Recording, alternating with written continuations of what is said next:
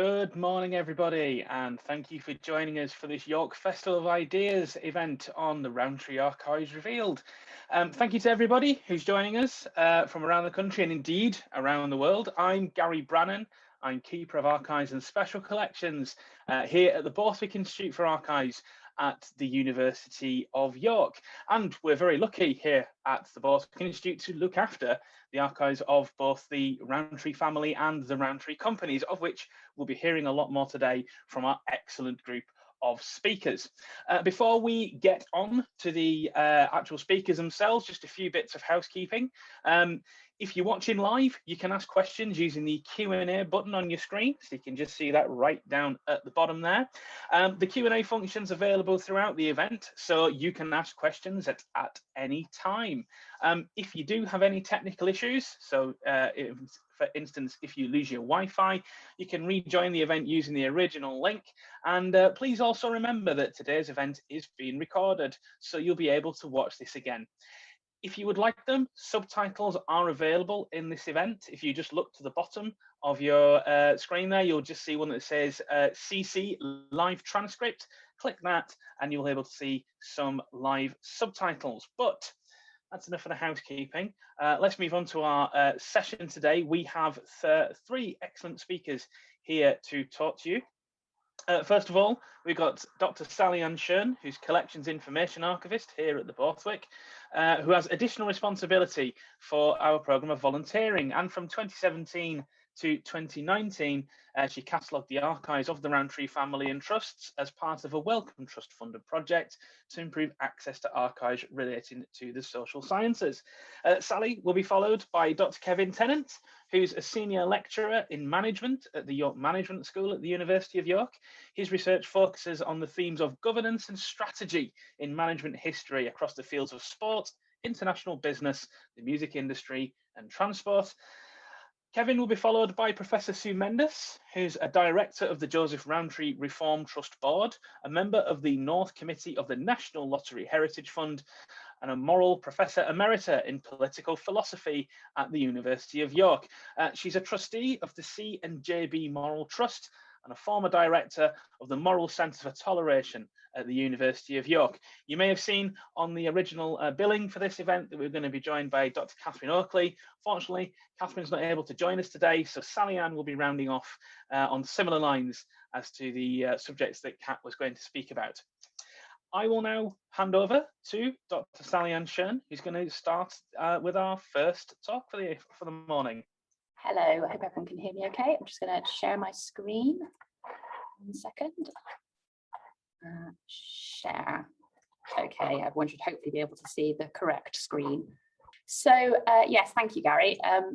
Good morning, everyone. So I'm here to talk about the Rowntree Family Archives. As Gary said, I began working on the Rowntree Archives in 2017 as part of the Wellcome Trust funded project to catalogue all of the Rowntree material that we'd accumulated over the past 30 years or so, and finally make it all available to search on our online catalogue. Today, I want to introduce you to the family material, what we have, how you can access it, before focusing in on three aspects, which I think can offer us interesting new ways of looking at this already very well-known family and their circle. So what do I mean by the family archive? I mean their personal and usually also some of their professional papers. With the Rowntrees, there was a great deal of crossover between the public and the private. It was very normal to find company and trust papers mixed amongst personal files and letters discussing a mixture of family news and business matters together. The archive itself is extremely varied, but by far the most common kind of record is the humble letter. There are thousands and thousands of letters in the archive to family, friends, business associates, business rivals, politicians and employees. The earliest dates the 1770s and the most recent to the 2000s, and happily for us, most of them are in very good condition. But the archive also includes journals, photographs, research papers, articles and press cuttings and family memorabilia, taking in school, travel, births, marriages and deaths, business successes and failures, politics, and really everything you might expect a large and well-connected family to discuss over the course of some 200 years. You can find all of these items now and more in our finished catalogue, which is arranged by name. It's designed this way so that we can continue to add new Rowntree family members to the list. It was, after all, only in 2017 that we received the hundreds of letters written by Lawrence Rowntree before his death in 1917, so you never know what might still be out there. Having briefly introduced the archive, I want to focus in now on 3 areas that I think have great potential for telling new and different stories about the Rowntrees, or adding to the stories that we already know. Take a quick sip of water first there. The first is what the archive can tell us about the family grocery business that preceded the famous Rowntree Chocolate Company. Joseph Rowntree Sr. established his grocery shop at 28 Pavement in York in 1822, and his sons Henry Isaac, Joseph and John Stevenson were all apprentices there. From the archive, we can learn a lot about how the business was run, the lives of the apprentices and the network of Quaker businesses across the UK that it was part of, as well as how they were affected by wider changes impacting the grocery trade. We are able to go right back to the very beginning, in fact, with letters such as those from John and Hannah Broadhead in the early 1820s, suggesting possible locations for Joseph Rowntree Sr. to set up a grocer's shop in Leeds, which would have made for a very different story. John Broadhead actually has quite a lot of advice for the young Joseph, which is captured wonderfully in his letters. From how to get to the point more efficiently in a business letter, complete with an example of how to do it better, which you can see on the screen, to why he should be more frugal in fitting out his shop and not waste money on fancy furniture, and where he might find reliable apprentices to work for him. You'll see the example on the screen. Joseph apparently spent 4 pages saying what John Broadhead could say in 4 lines, and that was his criticism. Happily for us, Joseph decided on York for his shop. And in this 1852 document, he describes the arrangement of his household and business, setting out the rules his apprentices had to follow and giving us an intriguing window into the life of the city's Victorian shopkeeper. The Rowntree grocery shop opens at 7:30, and workers are expected to record their exact time of arrival in a ledger. At the end of the year, a gratuity of 26 shillings was allowed to the punctual. Meals lasted 20 minutes, and the shop stayed open until 8 or even 10 o'clock at night. His apprentices lived with his family and were provided with their own rooms and facilities for washing. Joseph writes that his household was to be conducted as becomes a Christian family, and its members were expected to seek out all opportunities for self-improvement and to attend regular meetings of the Society of Friends. We also know from another document written by his son Joseph that he banned all alcohol from the house when he became a supporter of the growing temperance movement. Another particularly useful source of information for these early years are the letters of fellow shop workers like J. Ashford, who worked for the Rowntree family in Scarborough, but who had previously been an apprentice at Pavement. His chatty letters to Joseph Rowntree the Younger, sending his love to all his old shopmates, are filled with news about the business, his daily routine and hobbies. In just one 1854 letter to Joseph, Ashford covers the pressures of commencing the Christmas stock, changing the machinery they use for fruit cleaning, the enjoyable use of his limited time off, and support for the new early closing system in Scarborough. This new system came into being in November 1854, and we know from Ashford's letter that the impetus came from the younger men in the town, who wanted better working conditions in the way of more leisure time in their evenings. They were able to obtain the unanimous written agreement of the Scarborough grocers, and Ashford writes that he's sure Joseph would value the change as much as he does, although he does note that his employer still had some concerns over the young men spending this additional leisure time wisely. The letters between friends, family and business associates can also tell us about the built environment of York and the ways it was shaped by the family's early business endeavours. The archive includes letters and legal documents relating to the purchase and development of the building on Pavement and the buildings around it, which were also acquired by the Rowntrees. Joseph Rowntree Sr. acquired buildings in Lady Peckett's yard adjoining his shop. From the 1850s, some of these buildings doubled as classrooms for the Quaker adult schools in which his sons taught. The York Soup Kitchen, established by Joseph Rowntree and others in the difficult winter of 1845 to 46, was also established nearby. As the business grew, so the archive records material improvements.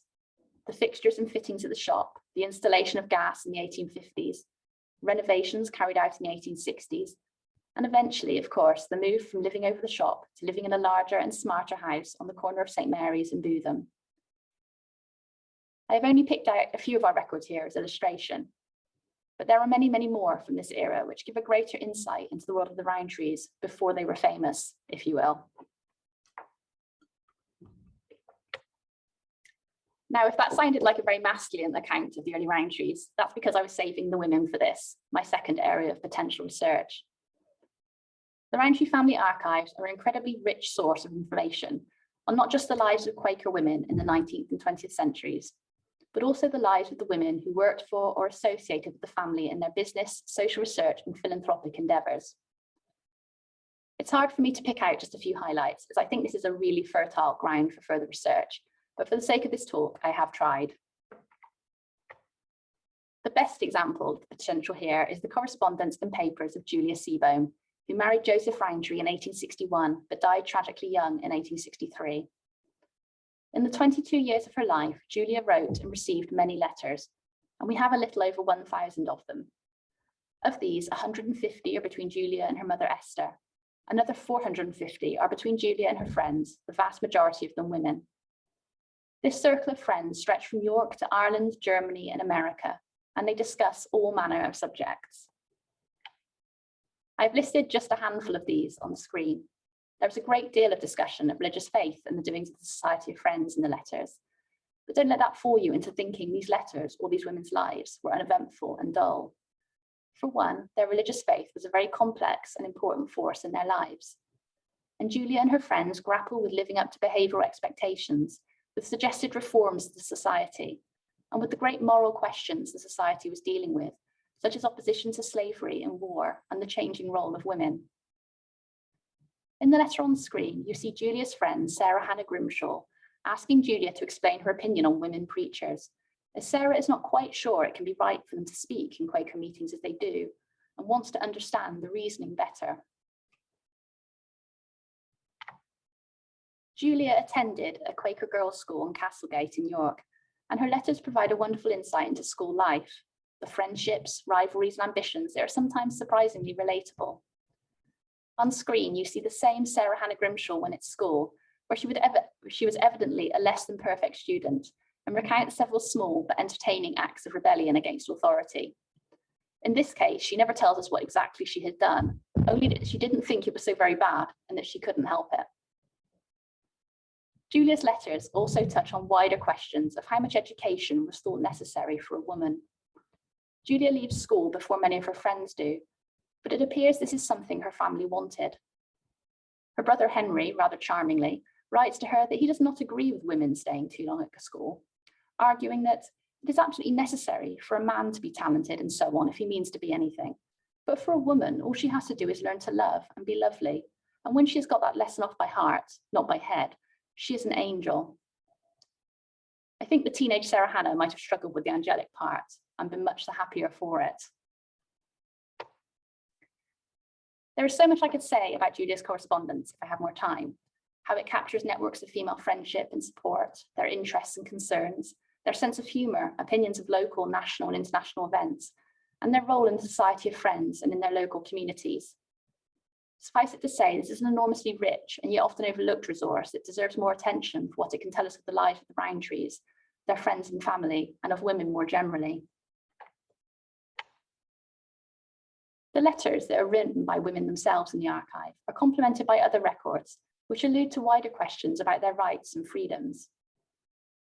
The minutes of the Friends Literary and Debating Society among Joseph Rowntree's papers include at least 2 debates on women's suffrage, and one asking whether men are more dependent on women than women are upon men. Joseph's son, John Wilhelm, took the position that women did not need the vote because they already had enough influence as mothers.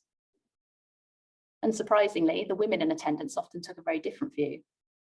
In an earlier debate on the same subject, a Miss King took an impassioned stance in defence of women's suffrage, arguing that the change might be slow, but that it must come eventually, as it had for men.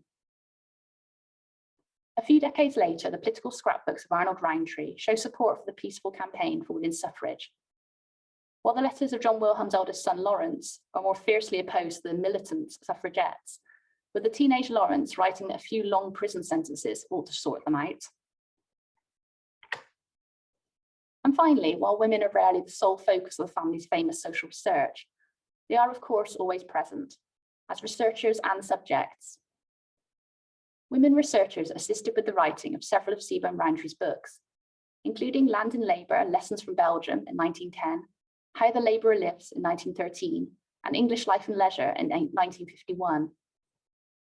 We have records relating directly to two of these women, the first being the rather formidable sounding Miss Walker, who spoke 8 languages and served with the Red Cross in Serbia in World War I, as well as helping to organise the Women's Auxiliary Services in World War II. In the late 1940s, she acted as an investigator for English Life and Leisure, and Seabohm's assistant, Commander Lavers, contacted her again in the early 1950s to ask her advice on finding investigators around the Leeds area for a further study Seabohm planned to do into slum areas and secondary poverty. The second is, of course, the socialist writer and poet May Kendall. Kendall was born in Bridlington in 1861, but her family had settled in York by 1890, where she remained for the rest of her life. She studied philosophy, ethics, and literature at Summerfield College, Oxford, and was a founding member of the York branch of the Fabian Society. Her association with the Rowntrees can be dated to the early 20th century, and she is known to have worked with Seabohm on multiple social research projects. Her work was so integral to the 1913 book, How the Labourer Lives, that she was co-credited as an author with Seabohm. Like Miss Walker, she acted as an investigator and carried out important interviews with women, in this case, labourers' wives. And some of the budgets she compiled were used by David Lloyd George in the Liberal Land Inquiry of 1912 to 1914. But her influence went further than this, as she was acknowledged by Asa Briggs, Seabohm's biographer, to have polished Seabohm's prose in books and articles, including The Human Needs of Labour in 1918, making his rather dry analysis more accessible to the general public, and, one could argue, more influential as a result. As subjects too, the lives and experiences of women are threaded throughout Seabohm's research papers. They are the housewives keeping careful records of their household expenditure and family diet for his poverty surveys, the professional women and stay-at-home wives and mothers interviewed for his study of post-war English life and leisure, and of course the employees of his family company, who knowingly or not provided evidence for his work on minimum wage, family allowance, equal pay, pensions and industrial management. And there's a great deal more to say about them all.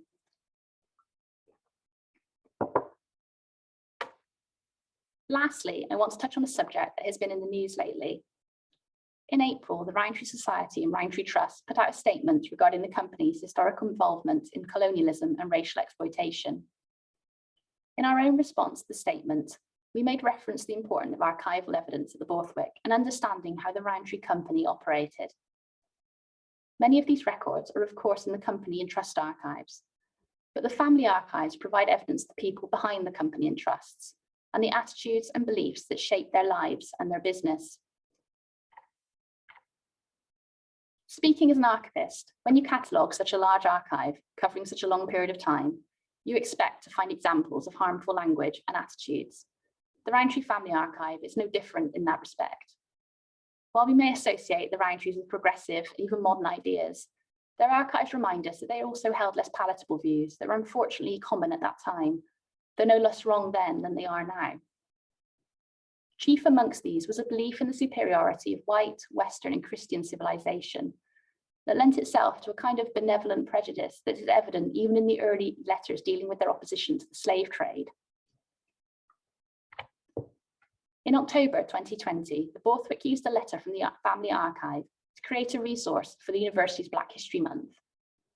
The letter is by Benjamin Seabohm, Joseph Rowntree's father-in-law, and gives a first-hand account of a slave auction in Virginia, America in 1848. Benjamin is of course opposed to the trade in enslaved Africans, as were most Quakers. Their celebrated opposition to the trade is often likened to our modern abhorrence of slavery and understanding of racial equality. However, we chose this particular letter to ask questions about the role attributed to men like Benjamin in this popular narrative, and to think about whether Quakers were immune to the racist culture and attitudes of the time. Benjamin listens to and even sympathizes with the difficult position of the slave traders he meets with, even while pitying the men, women, and children they are selling. Did men like Benjamin consider these enslaved Africans to be their equals? Or were they, to use his own words, poor creatures to be saved, both in a physical and spiritual sense? As we move forward through the archive, notions of this essential inequality persist. Joseph Rowntree puts money towards the movement to protect native races from the dangers of alcohol as part of his temperance work. A young Richard Rowntree looks forward to a lecture on slavery in Jamaica by a black man who he notes can also sing songs and make jokes if needed. And Jean and Tony Rowntree's journals of a trip to America in 1920 make liberal use of a racial slur to describe any and all black people they encounter, who were frequently presented in a childlike and foolish way. Seabourn Rowntree's overseas tours in the mid to late 1920s really encapsulate these attitudes, with glowing appraisals of colonial efforts to civilise Indigenous peoples by imposing Western religion, education, culture, and morality.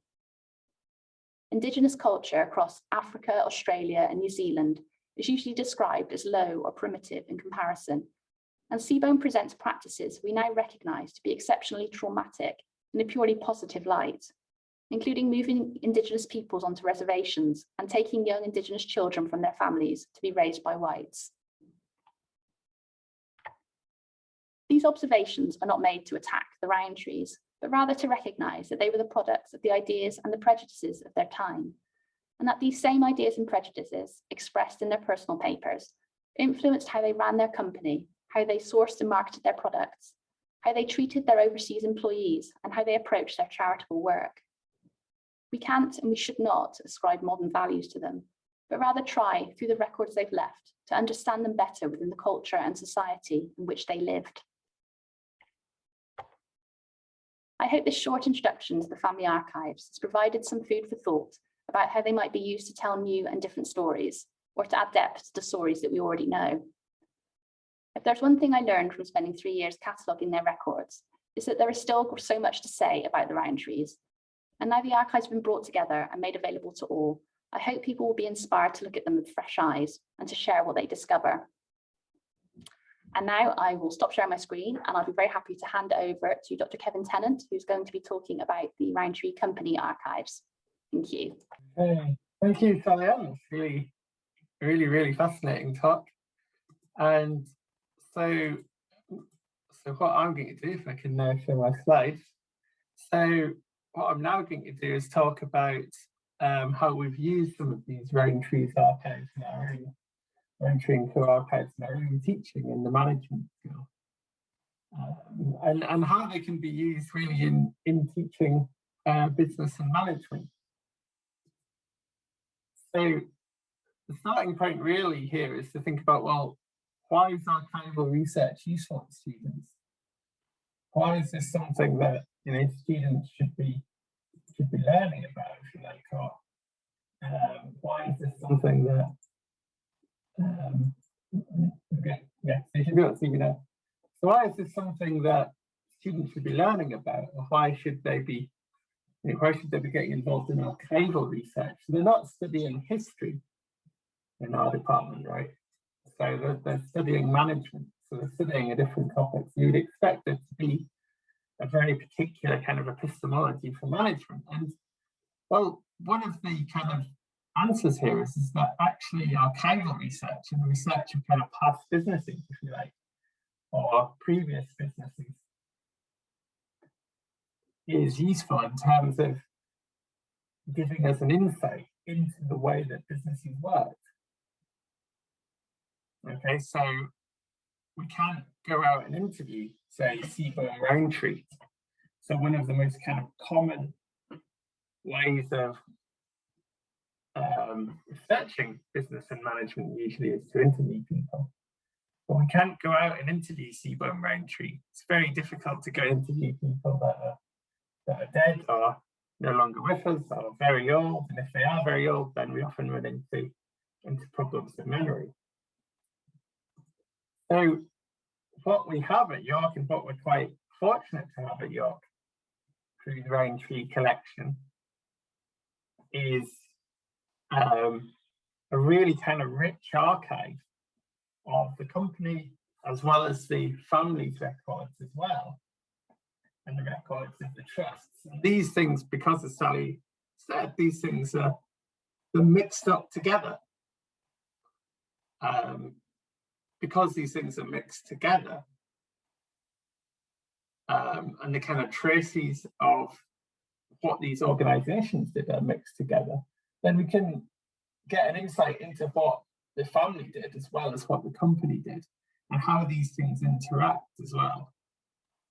So kind of starting from a kind of foundational point, so archives are documentary traces that historical actors leave behind.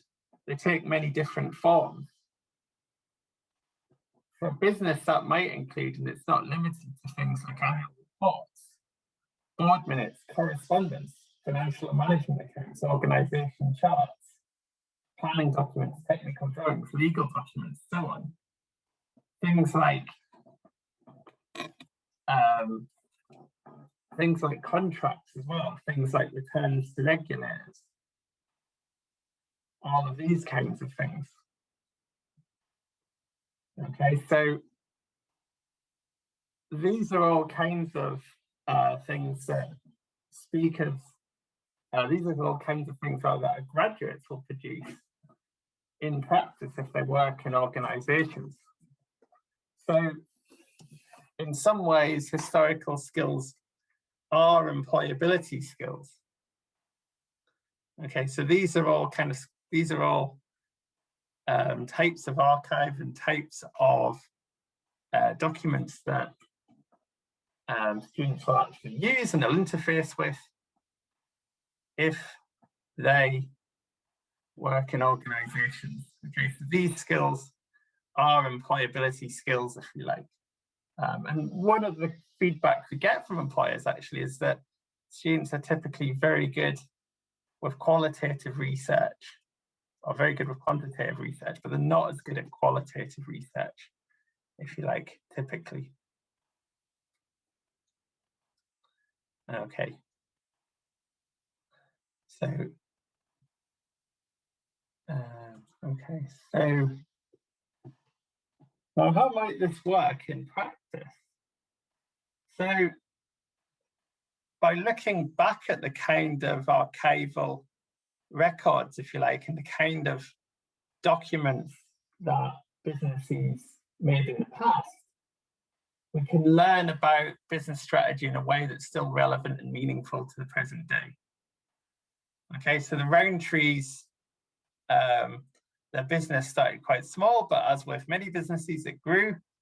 It became a major kind of confectionery business. It became a big multinational business, as we've heard. And within this, there are aspects of strategy, there are aspects of organization, there are aspects of planning. And we can learn about all of these things from these historical records that have been left behind.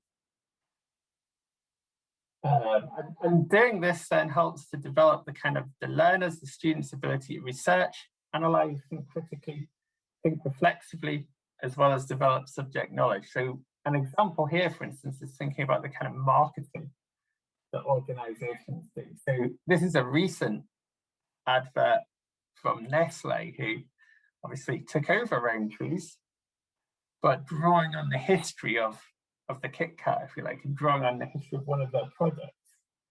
And this gives them added legitimacy, if you like, as a company. So companies do this. They look back at the way they used to advertise themselves and try and reflect these kind of values. But we can also look back at older advertising as well, and think about the kind of values that are kind of infused into that advertising too. So we might not see advertising quite like this anymore. But still, there's a need to kind of promote the company. There's a need to create certain imperatives, if you like, or create certain motives for a consumer to buy something. So here it's maybe sort of saying, well, okay, we're marketing kind of prestigious chocolates that you can buy as a present, for example. So things like this. Okay, so you can look at the ways that businesses try to shape the strategy. Another thing that you can learn here is how the historical context changes as well. So all organizations are responding to the context in which they find themselves. Historians are very good at understanding context. Okay, so if we are looking at how Rowntree shaped the strategy in the 1920s and 30s, then we need to know a little bit about how the world was working in the 1920s and 30s. Recently, there's been quite a lot of interest, for example, in the flu pandemic of 1918 and 1919, and how industry kind of responded to that, because this is the last kind of big pandemic that we've had in this country, and how organizations respond. So at any one time, organizations are bound by their context. And to some extent, archives can be used to give people an insight into how organizations respond to their context. Okay, so to show you how we kind of work this with students then, this is the assessment that I actually used with my students in the 2 years that we taught the topic before COVID. So we weren't able to teach it this year, this last year, but in the 2 years before COVID, we ran this assessment, and this is task 1. So task 2 is simply a reflexive statement, but task 1, what I did was I gave the students a set of different archival documents. This was after, so you give them a 9-week term overall, so it's a 9-week term, and we build up each week, and we also did a trip to the Borthwick.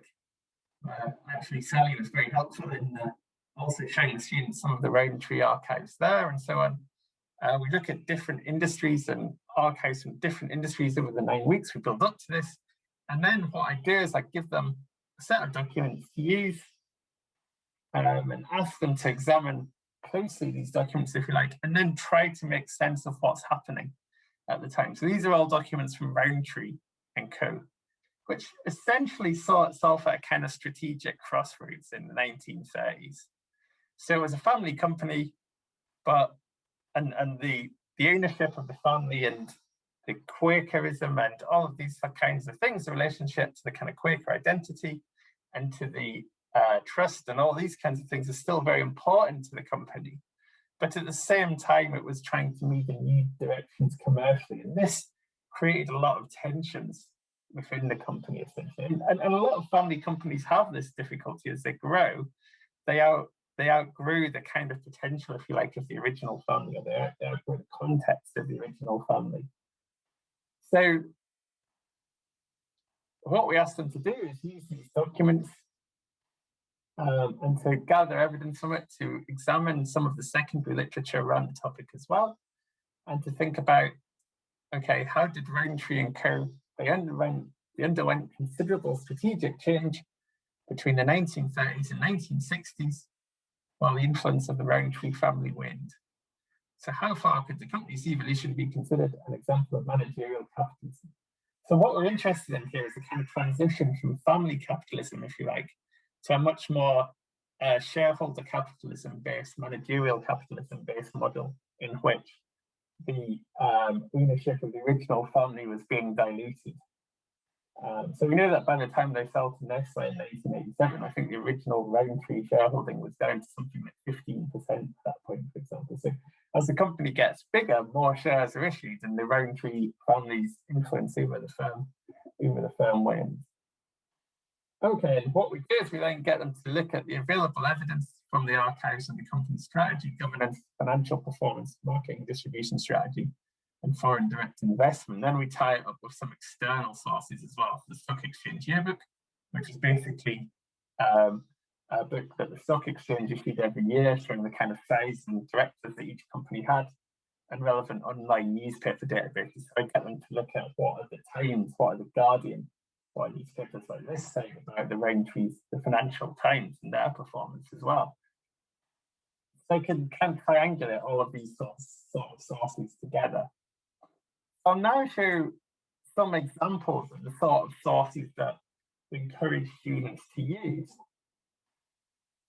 and what you can do with them, if you like, and how you can understand, or how you can learn about the kind of strategy of the company. So this is a correspondence from 1933 from George Harris, who was then the marketing director to Seabourn Rowntree, who was then the chairman still, talking basically about overall kind of strategy of the firm. So this is a correspondence by several pages. This is just the 2 pages, but we can already learn a little bit about it. So he's talking about the profit and loss, the quarterly return of production. He's talking about products like milk chocolate. How important is milk chocolate? If you look here, you can see him talking about working with the J. Walter Thompson company, planning another attack.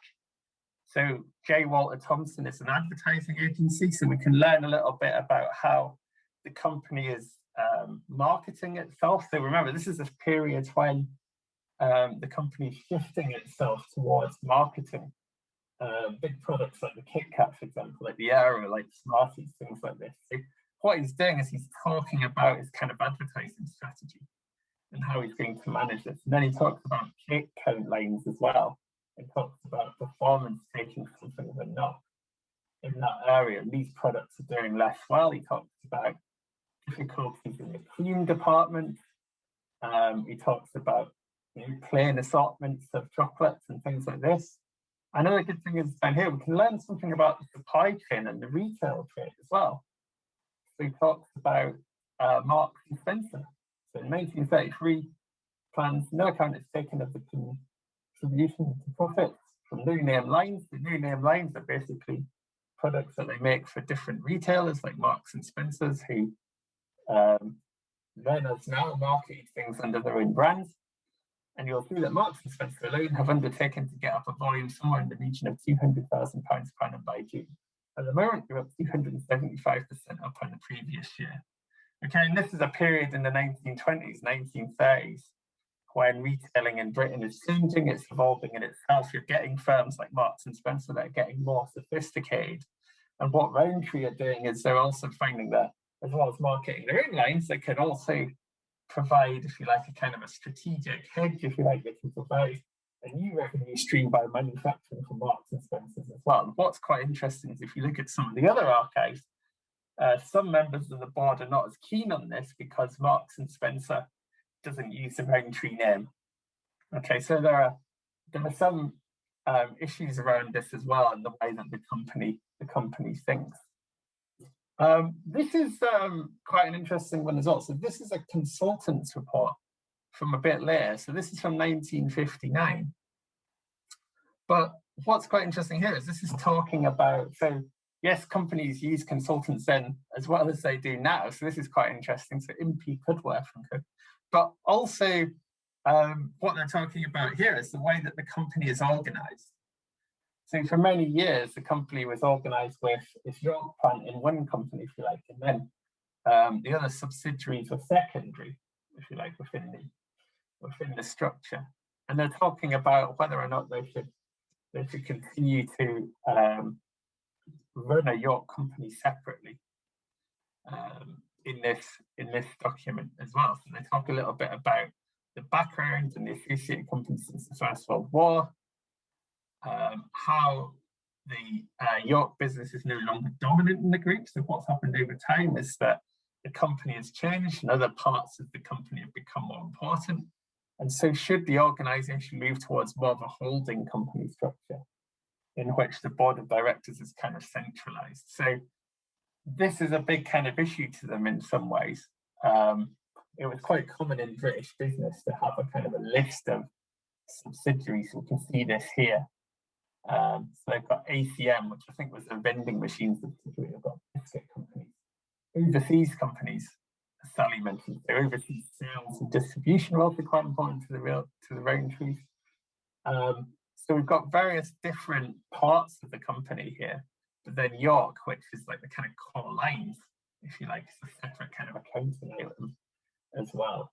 And what they're talking about here is the idea that they should change the structure of the company so that it's not so centralized on the York company, if you like, and so that they can assert more managerial control over these other small companies. But they're basically kind of carrying on, if you like, in their own vein at this time. And this is an accounting data, and there's a lot more and a lot richer kind of accounting data in the. This is just a quick one that I chose to show you. But we can get an idea here. So this is net profit before tax.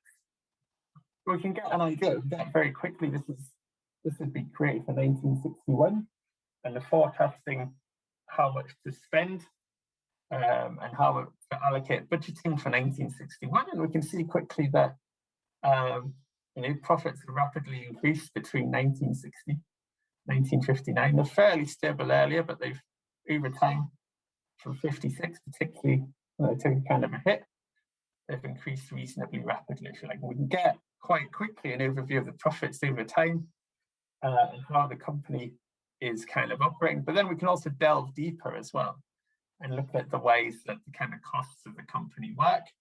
And another thing that they do, which firms today also do, is carry out benchmarking exercises. So one of the things that they're very concerned about in the 1930s and into the 40s particularly is that essentially they're not as efficient as Cadbury.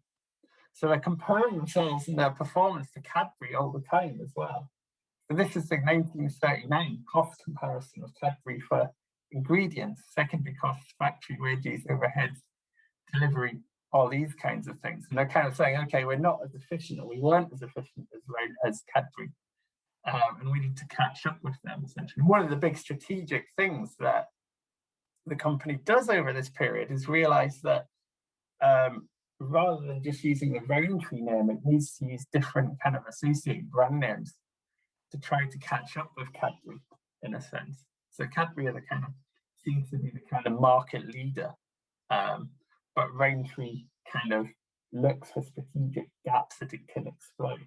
So this is quite an interesting document. It talks here about milk chocolate being our biggest headache and competing with Cadbury's in milk chocolate, which is probably the best known kind of Cadbury's lines, if you like, or Cadbury's line. And there's quite a lot of rich data here. So yeah, it talks about, for example, the net loss in Aero milk alone was £31,539. The cost disadvantage compared with Cadbury and all milk chocolate must have amounted to a large sum.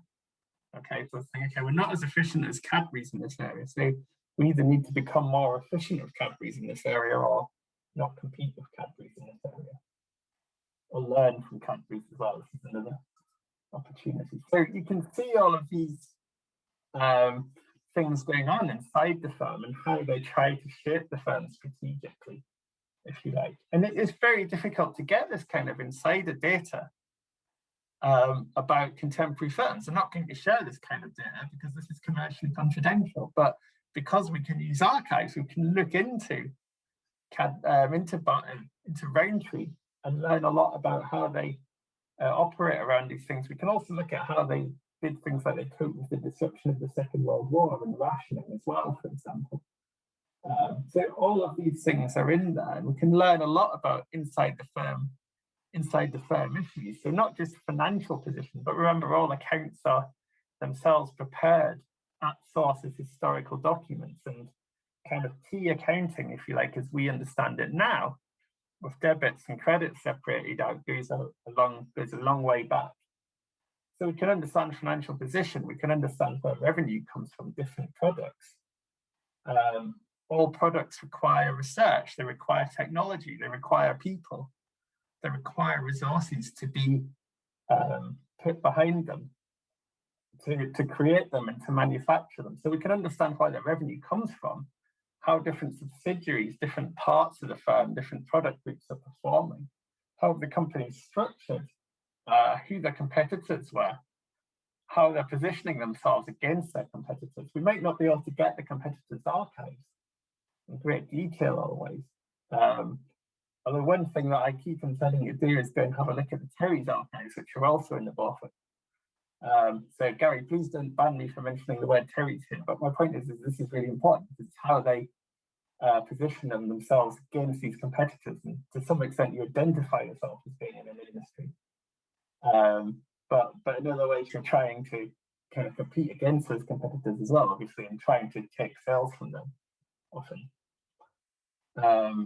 Yeah, and what they think their kind of sources of competitive advantage was. So what makes them different from their competitors? What makes them unique, for example, all of these kinds of things. How do they compete? How do they position themselves? And also the power dynamics inside the company. So at this time, you can also see, and there are lots more kind of correspondences about the kind of power struggles going on inside the firm between different people within the firm, if you like. Overall, we can reflect on the role of business in 20th century economy and society by doing this. and extend this outwards, so we can look at things like overseas subsidiaries and all these kinds of things as well. Okay, so I hope that this sort of view into what we do has been kind of illuminating. And you can also email me if you've got any further questions, Kevin Tennent at York, our cook. Okay, so it's now my pleasure to hand over to Professor Sue Mendus as well. So thank you very much. Thank you very much. Thanks, Kevin. And thanks also to Sally-Anne and to Gary and the events team for sorting all this out for us. Here he is, Joseph Rowntree. He's well known as grocer, chocolate maker, and the founder of 3 Joseph Rowntree Trusts. And what I'm going to do today is to talk about those 3 trusts, about the reasons they were established, and about the importance of their archive. On the 29th of December 1904, Joseph Rowntree wrote what's come to be known as the Founder's Memorandum. It's an important document in which he formally sets up 3 trusts with the names you can see here: the Joseph Rowntree Charitable Trust, the Joseph Rowntree Social Services Trust Limited, and limited is important for a reason I'll come to, and the Joseph Rowntree Village Trust. He establishes those 3 trusts because he says he's always thought it important, he's a Quaker, he's always thought it important to spend your money in your lifetime. But he's now got so much money, he doesn't quite put it this way, but he's got so much money that he can't spend it in his lifetime. And so he's going to establish 3 trusts, which will be charged with the task of, as it were, spending it for him. Now, as the years gone by, the 3 trusts have changed their names. Next slide, please. To the Charitable Trust, that stays the same. The Joseph Rowntree Reform Trust Limited, so the Social Service Trust Limited has become the Reform Trust Limited, and that's the trust of which I am a director, and the Joseph Rowntree Foundation. So the Village Trust becomes the Rowntree Foundation. So just briefly, the Village Trust was the driving force behind the new Earswick Garden Village, and as the Joseph Rowntree Foundation now, it still does a great deal of work on housing, along with the Joseph Rowntree Housing Trust. I'm going to bracket off the foundation, and I'm going to focus on the Charitable Trust, and in particular, the Rowntree Reform Trust Limited, because that's what I know about. So, as I've said, these trusts are established by Joseph Rowntree, basically because he doesn't want to leave vast sums of money unspoken for, but he can't spend it in his lifetime. And in the Founder's Memorandum, he sets out 3 objects for the trusts. This is really the 2 trusts, the Charitable Trust and what is now the Reform Trust. The Village Trust is separate. And he sets out the 3 objects. He says he wants these trusts to seek out the causes of evil, to strengthen the hand, and to speak truth to power. So I'll go through these one by one, and then I'll say something about the way in which the Reform Trust has tried to acknowledge the wishes of the founder of Joseph Rowntree. What the trusts are meant to do is to seek out the causes of evil. He writes, and this is in the Founder's Memorandum of the 29th of December 1904. He writes, "I feel that much of the current philanthropic effort is directed to remedying the more superficial manifestations of weakness or evil, while little thought or effort is directed to search out their underlying causes." And he goes on, the soup kitchen in York never has difficulty in obtaining adequate financial aid. Well, I don't know if that's true, but that's what he says. The soup kitchen never has difficulty in obtaining adequate financial aid, but an inquiry into the extent and causes of poverty would enlist little support. And famously then, he goes on to urge that the trusts should look at the root causes of evil. So it's really not a matter of simply of giving food to the hungry. It's a matter of asking, why are they hungry? It's not a matter of helping the poor and the weak, but of asking, why are they poor and why are they weak? And those persistently through the memorandum and indeed through his life, these things are paramount. And it's paramount now to the Reform Trust and also to the Charitable Trust that we seek out and try to address not the superficial manifestations of weakness or evil, but the causes of that evil. And if you look at the Charitable Trust website, it begins with the words, the Joseph Rowntree Charitable Trust is a Quaker trust which supports people who address the root causes of conflict and injustice.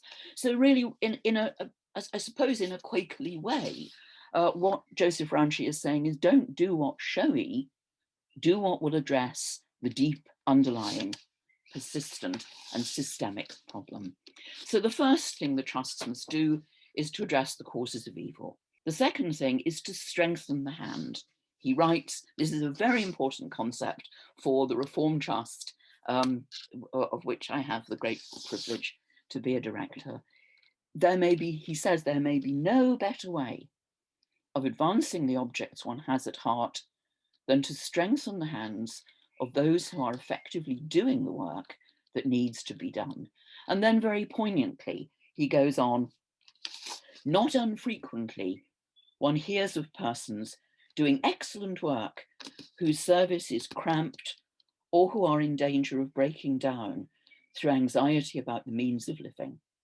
It would be quite in accordance with my wish that cases of this kind be assisted. And I find that very poignant because I think, how true, how very true. There are people out there who are doing this work that needs to be done, but these are, as it were, these are people who are little people who don't have a lot of money, who don't have a lot of resource, who are really, really often struggling to do the work that they do. And Joseph Rowntree says to the trusts, strengthen the hand of those people. Don't reinvent the wheel. If you see work that people are doing which needs to be done, give them your money, help them on their way. And the third thing which he suggests, he joins, is that the people, the directors and trustees of the trusts should speak truth to power. And he writes, perhaps the greatest danger of our national life arises, I've left an S out there, arises from the power of selfish and unscrupulous wealth, which influences public opinion largely through the press. And then he goes on, and it was ever thus. I mean, I give you the name Rupert Murdoch. Public opinion is influenced because there is great wealth concentrated in various areas of the press. And he goes on again, if the funds permitted and the directors of the Social Services Trust, which is now the Reform Trust, were equal to the task, it would be quite in accordance with my wish that they should control, by purchase or otherwise, a newspaper or newspapers, conducting them not with a primary view to profit, but with the object of influencing public thought in right channels. Now that's directed specifically at the Social Services Trust, which is now the Reform Trust. And it's directed there because the Social Services Trust, now the Reform Trust, is limited. I emphasized that in the early part. It is not a charitable trust. It's a limited company. We pay our taxes. And I count not as a trustee of the Reform Trust, but as a director of the Reform Trust, because we're a limited company, we pay our taxes, and that means that in the distribution of our money, we are not limited by charity law. We can spend the money on whatever we want, and in particular, we can spend it on political causes, radical causes, which might, which charities will not, don't feel confident about supporting quite often, and they don't feel confident because there's always a danger if you're a charity You spend the wrong way, you lose your charitable status. But the Reform Trust, it is a huge privilege. It's also an enormous responsibility that we can spend this money on what we want. So this is how, as a Reform Trust, Social Services Trust, we've spent the money over the years, and I'm leading up to how we would want that money to be, that work to be reflected through the public archive. So the early years, I've already said, Joseph Rowntree writes, be quite in accordance with his wishes if the Social Service Trust were to invest in newspapers. And that's a way of influencing public opinion. And up to 1939, or at 1939, the Trust invested about 45% of its money in newspapers. It owned, here it is, I like this very much, the Yorkshire Gazette, and you might care to, this is of April 1922, and you might note that in 1922, April of 1922, but boys on Ousebridge had ladies' corsets at 2 shillings and 11 halfpenny a pair. I don't understand pairs of corsets. Well, anyway, the Trust owned the Yorkshire Gazette. It also owned the Malton Gazette. It also owned the Speaker, the Nation, the Sheffield Independence.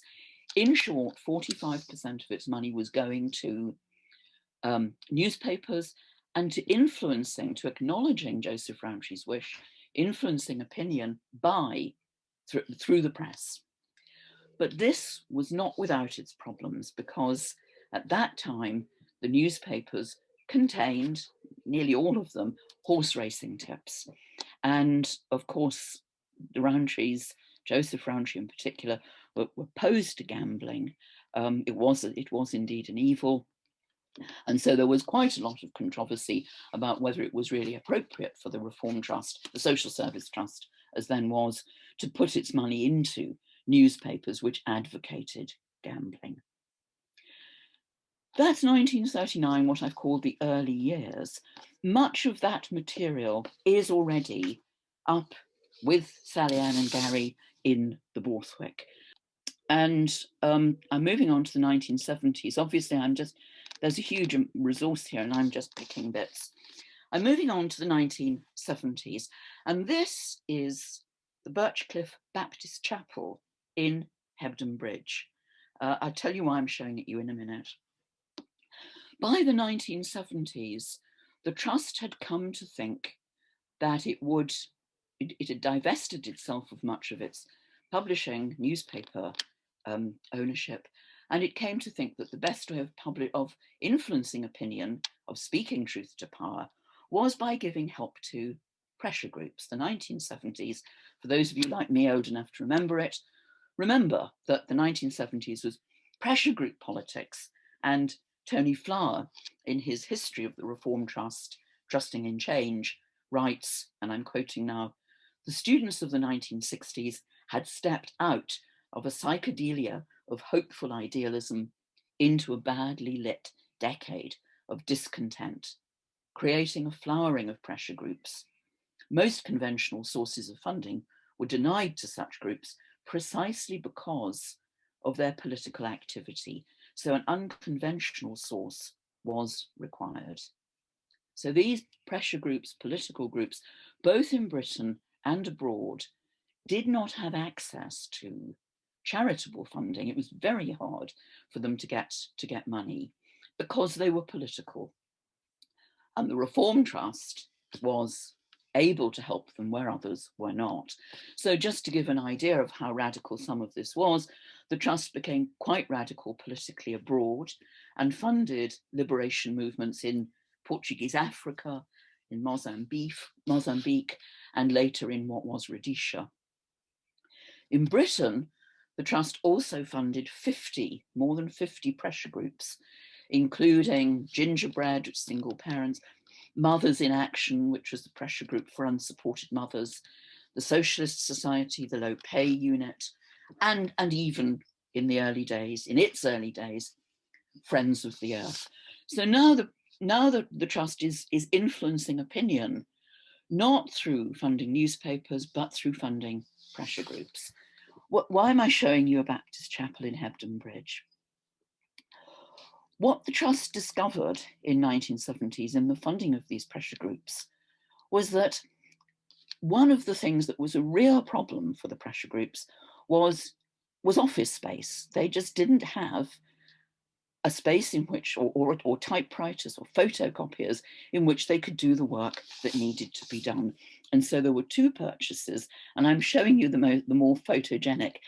The Trust purchased the chapel, the Baptist chapel at Hebden Bridge, and the idea was to turn that into a venue where pressure groups could meet, where they would have access to filing cabinets, photocopiers, typewriters, tea and coffee, all of that. The Trust also purchased, much more famously or actively, office space in 9 Poland Street off Oxford Street in London.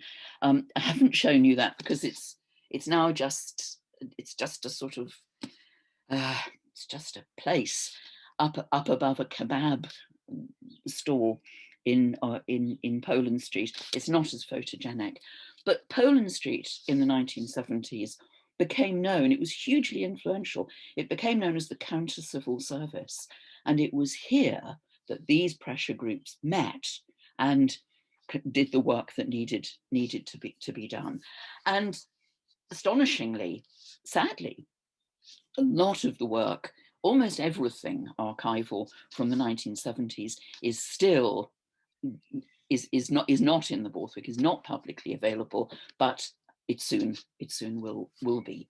So in the 1970s, the injunction to speak truth to power and to influence opinion was answered, acknowledged by the funding of pressure groups and the purchase of property where people belonging to the pressure groups could work. And finally, in the 21st century, the Trust has acknowledged, answered the injunction to influence opinion by funding a number of groups, but particularly I'll draw attention to just one, which have been involved in the controversy that gave birth to the Leveson inquiry. Let's go back. I mean, remember Joseph Rowntree's original statement in 1904, he inveighs against the power of selfish and unscrupulous wealth, which influences public opinion largely through the press. Well, it still does. And in 2012, the Leveson inquiry was set up. 2011, it was set up.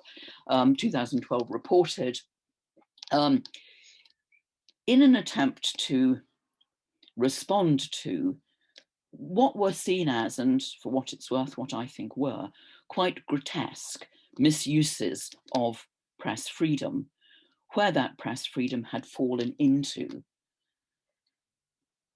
a small number of hands. The Leveson inquiry recommended, and it's an extremely difficult circle to square, the Leveson inquiry recommended that there be press accountability with press freedom. And the Trust, the Reform Trust, part funded, an organisation called Hacked Off, which has argued and campaigned for press freedom with accountability.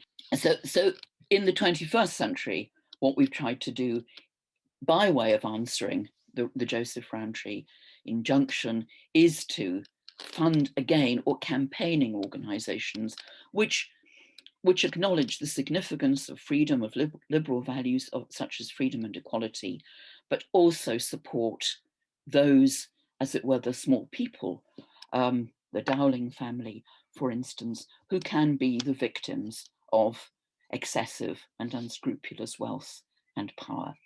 So that's just a tiny, tiny aspect of what the Trust has done over the years. Almost everything from the late 1960s onwards is yet to be archived. And had it not been for the pandemic, we would have been up there at the Borthwick archiving or asking Sally-Anne and Gary and their people to help us with the archive. But what we have at the moment is this. That's what it is. It's all there in boxes. There is a huge treasure trove of material, and soon it will be coming to an institute for archival research near you. Thank you. And now I'm going to hand over to Sally-Anne again. Let me just do my screen share and hopefully this will work. Here we go. Okay, I hope everyone can see that successfully. So, as Gary said at the beginning, we were to have Dr. Catherine Oakley from the Rowntree Society speak at the end.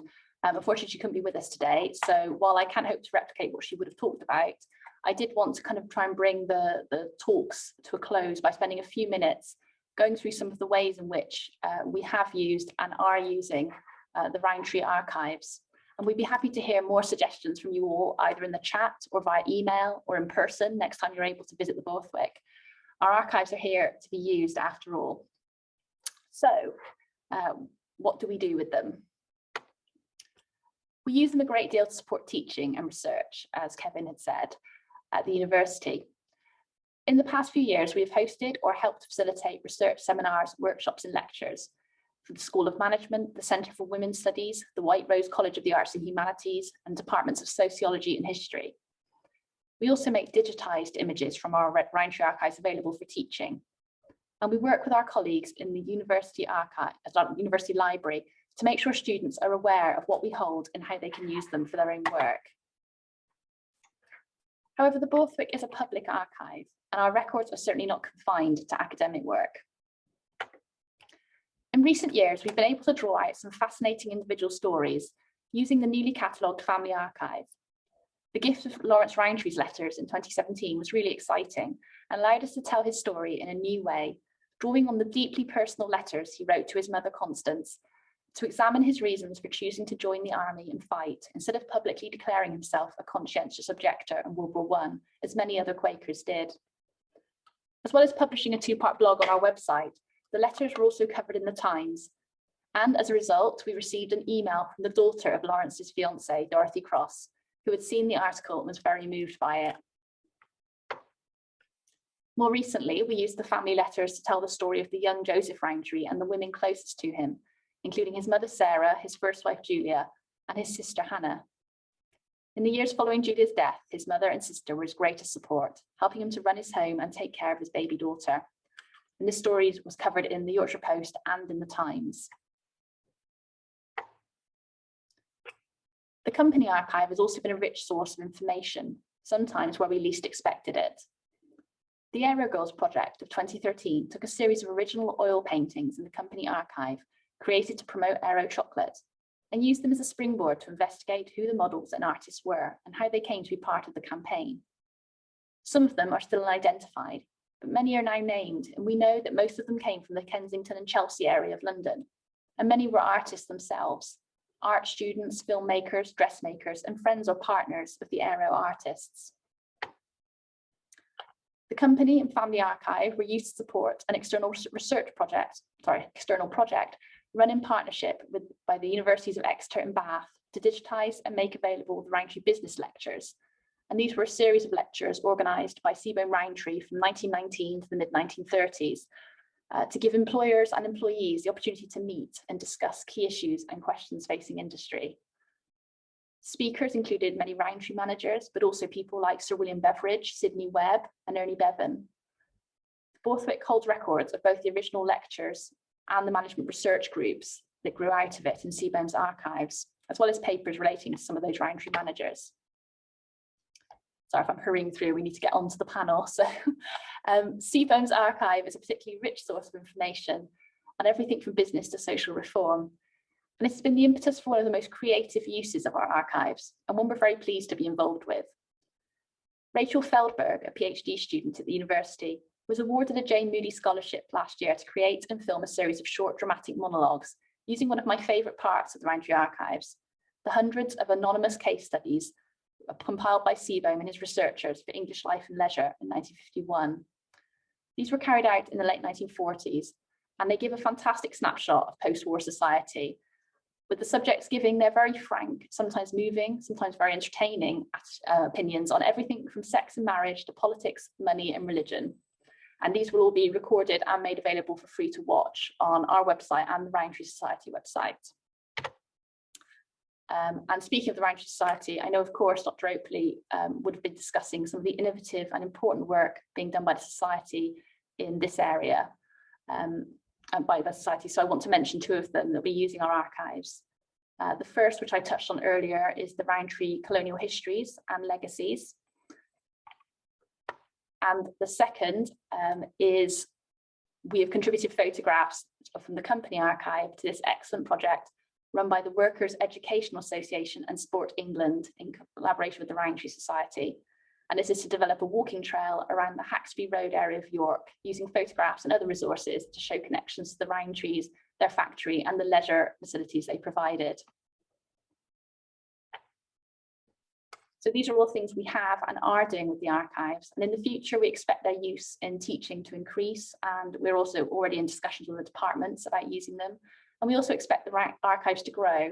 As Professor Mendus said, there are a lot of Rowntree archives, especially trust archives like there that will come to us in the future. And we also have a large uncatalogued deposit of Rowntree Macintosh records still to sort through that we hope will fill in some gaps in the company archives. And we've seen an increase in on-site and off-site inquiries about the archives ever since we made the catalogues available. So as they become more widely used and better known, we expect to see higher demand for them. And we certainly hope ever more creative and interesting uses for them in York and beyond. So yeah, that was just a snapshot. We'd love to hear from you. If you have any ideas about what we might use them for, if you have a project that you think the Rowntree archives might be helpful for, you can email us, speak to us on social media, or speak to us when you come in person. Thank you. If I just ask our speakers just to pop their cameras and their microphones back on. We have got a little bit of time now for a little bit of Q&A. And I have been told that those that control these things have granted us a few extra minutes for us to get onto this in recognition of a few technical issues there, so we're not cut off by the dreaded guillotine. Okay, if you would like to submit questions to our panelists, you can do through the Q&A box at the bottom. We've got a few questions lined up there already, but just to give it a couple of minutes for a few more to come in. I shall do that awful thing and take chess privilege and dive in with a question for all of you first, so nobody's put initially on the spot. And that's just to ask, one thing I picked up through all the presentations was this thread running through of politics and, to a lesser extent, I suppose, faith with a small f, you might say political belief or belief running through them. So to what extent do all of you think from your individual perspectives that you've got there on the Rowntrees that belief, either political or religious, is a major driving force behind what they do? Shall I go? do. I'll go. I'm not sure. Their faith is important because, of course, they're Quakers. But I think the thing that impresses itself on me is not so much faith but values, that they're across the political and religious. The crucial thing is values. There are certain values which are important to them. You know, like everybody else, they don't always live up to the values that they have. It isn't always possible to do that for anybody. But the values are really a sort of golden thread that runs through everything that they do. So that would be my response, Gary. Oh, brilliant. Sally-Anne or Kevin? Yeah, I would add that in coming from my point of view of other things that we could research more about the Rowntrees, I do think their political beliefs and the kind of work they did with the Liberal Party would be a very interesting new thread of research. I know right from the Victorian correspondence of Joseph Rowntree, they're talking about Liberal Party, local Liberal Party events, national Liberal Party events as well. They're writing to like radical and Liberal MPs. And then later, of course, you have the trust support for Liberal newspapers, but also the actual Liberal Party before it became the Liberal Democrats. So I think that would be a very interesting thread to pick up and through all of the different archives to see what the influence and interplay was. I think values are really important in terms of understanding them, because the other thing that they do, or they help to try and do, is they kind of help to increase interest in things like scientific management in the UK as well, and managerialism generally. So one of the kind of directors, Oliver Sheldon, wrote a book about management technique, for example. It's still quite popular now, still quite influential now, for example. And we know that they're working quite, or they're talking, it looks like, to people like Peter Drucker and kind of early pioneers in this area as well, or they're certainly kind of joining conversations around that. And I think part of this is that, so F.W. Taylor was actually a Quaker. And there's this whole concern that there's this idea that if you can increase the productivity of labour, that's actually somehow beneficial to labourers as well, because it's this kind of, there's a kind of a antithesis to waste, if you like. They really don't like the idea of waste, because that's somehow squandering, maybe it's kind of squandering God's creation almost, or something like this. It's squandering kind of creative possibility. So yeah, so I think it's quite interesting that things that have become detached now quite often from these kind of moral imperatives started with moral imperatives, essentially. And the Rowntrees are very much part of this in the early 20th century. Really interesting. There's a couple of questions that have come in, and one of them is specifically around slavery, but I think we'll just bundle this up in some of the other things that have come through, which is related to the values, as you really great way of putting it. So is that how do you think their values change over time, and do their values always hold up from the archival evidence that you've seen? I mean, Sally-Anne's the person who's the expert. Sure. Why don't you give it a go, Sally-Anne? And I will give it a go. Do their values always hold up? I would say not always. No, having read through and searched through a lot of the archive, I would say in their defence, they do always try to hold up to their values. But I think there is always going to be a kind of a pull between, in the end, that they were very wealthy, very influential men, mainly, the kind of the powerful people of the family in a certain time. And so I think no matter how open and equal their values were, those kind of issues of class, of gender, of race do come through still in their papers, I think, no matter how hard. I do remember one example of, I can't actually remember which trust it was, but there was a kind of some kind of committee that dealt with stuff to do with women. And I think it took them about 15 years before someone suggested perhaps they could have a woman on the committee.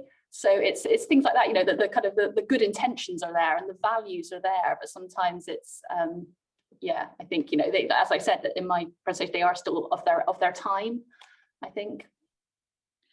I think also, I mean, if I can, I agree with that entirely. I also think that it's important to bear in mind that they are Quakers, and there is a great belief which persists to this day, certainly in the Reform Trust. There's a great belief in the power of conversation, of discussion, of negotiation to get you all to the same place. So certainly in the Reform Trust, we don't vote on things. The aim is to reach a consensus, so everybody's going in the same direction, everybody's rowing in the same way. And the thought is, it's a very Quakerly thought. I mean, I should say I'm not myself a Quaker, but it's a very Quakerly thought that if we all, try to work together and pull in the same direction, we'll get there. Now, sadly, that isn't always true.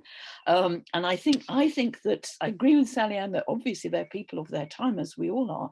But I think what's also true is that they're sometimes dealing with pretty nasty people who aren't actually pulling in the same direction at all. And there's, in some of their encounters in business, I think there's a certain amount of naivety which makes them go in a wrong direction. That's really interesting. Kevin? Yeah, I think one of the things that fascinates me is that they're quite, as the business gets bigger, in a sense, it gets more conflictive and it gets more difficult for them. And one of the things that doesn't help in a sense is that CBOM Rowntree is more interested in doing a social research as well. But there's always a tension in philanthropic business, and this is relevant at the moment as well. There's always this tension between, actually having to make money so that they can give out money, as well as and sustain the Rowntree company, as well as how they kind of place and use that money. And I think this is where they end up in the kind of depression period, is that firms which are also Quaker actually sometimes are competing with them and undermining them in core markets sometimes. The relationship with Cadbury is quite interesting. The relationship with Mars is quite interesting as well. So this is a period when it was quite normal for there to be kind of gentlemanly relations between different firms and different industries. So this would be quite normal up until the 1950s, 1960s, when competition legislation comes in and really starts to say, okay, you can't have restrictive practices, you can't have gentlemen's agreements in industry. But somebody asked a good question about how were the benchmarks done. As far as I can understand it, they were basically shared with Cadbury's. So they're kind of in conversation with the Cadbury's quite a lot of the time, even though they're competing with Cadbury's. And there's this strange idea of competition in industry in this period, that you had a competition between big players in an industry, but also there was an industry identity. You were the British fans in that industry, and you were kind of a shared community as well. And being Quaker was also part of that to an extent in confectionery in Britain. So there's quite an interesting thing going on there. But then what happens is that they sort of, as time goes on, pressure comes to modernise. Retailers get more powerful. Marks and Spencers at Woolworths, they kind of start to put pressure on. There is also a certain amount of evidence in the archives that there was tension around dealing with Marks and Spencers because it was a Jewish firm as well, for example. So there are question marks that opens up as well. So at times they are kind of holding their nose almost when they're doing business as well, and this is quite controversial. It's quite interesting. Really, that's brilliant. Thank you, Kev. That's really interesting, the issues you've brought in there, especially about that wider, that gentlemanly cooperation between business as well. I just want to pick up a couple of specific questions to speakers that have come through the Q&A. Sally, I'm just going to bundle a couple together for you here.